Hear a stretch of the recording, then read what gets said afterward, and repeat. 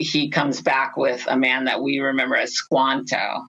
Right. He's actually in the records more with a different version of his name, which is Tesquantum. But he has quite good English because he was kidnapped by an Englishman 6 years before and carried along with other people to be sold as a slave in Spain. Yikes. And yeah, so he has this fascinating story of having been kidnapped. They trick them onto a ship, they kidnap them, they take them to Spain, they go to sell them.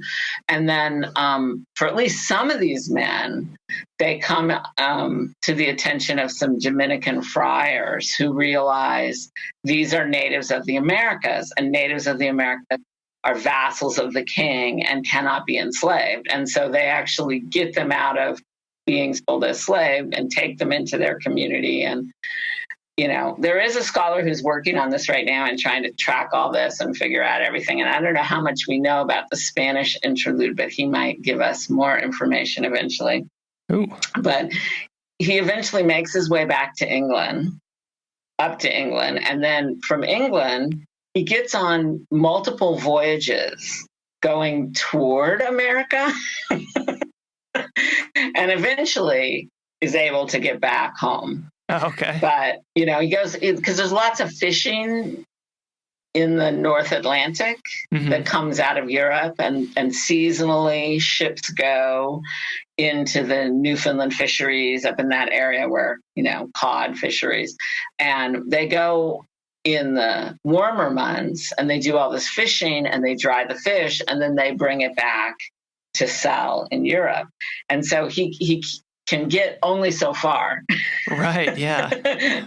Until finally he's able to get into, you know, more into the region. And then he's able to make his way down. And he discovers that his home village is gone. That this is actually the site where this epidemic, you know, killed many people and others had dispersed by the time he returns. And so he actually finds that this Plymouth is established at the place where he had lived and where he had been kidnapped from. So wow, that'd be a shocker. Yeah, so it's really, so he's a super interesting character because he has good English. He can speak also to the local native peoples who either speak the same language he did or a different variation on it. But he doesn't actually have his own community. So he kind of becomes more identified with Plymouth and more of an agent of Plymouth and works with them very closely. He only lives for a couple years after this, but he is kind of their representative and their advisor.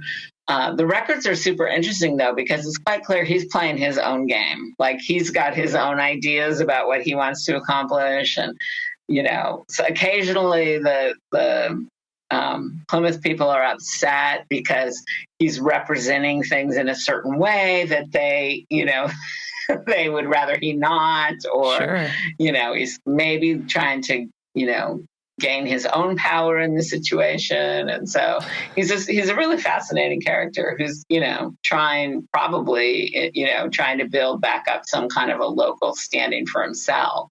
Right. That's, you know, that's facilitated by the fact that he can speak English. Hey, thanks for watching this video. This is my dog, Murphy, and these are dog treats. Now I'll give Murphy one of these dog treats, and all you have to do is press the like button. Just press that little like button right down there at the bottom of this video, and this sweet, adorable, cute little puppy gets a treat. All thanks to you. All right, you did it? Okay, I believe you if you said you did it. There you go, Murph. She got that treat because of you. Now, I'll eat one of these treats, and all you have to do is click that subscribe button right there, pointing to it. Just click that subscribe button, subscribe to Curiosityness with me, Travis DeRose. Get lots of good video, and I'll eat this treat. All right, you did that too? That's not very good. Bro, not very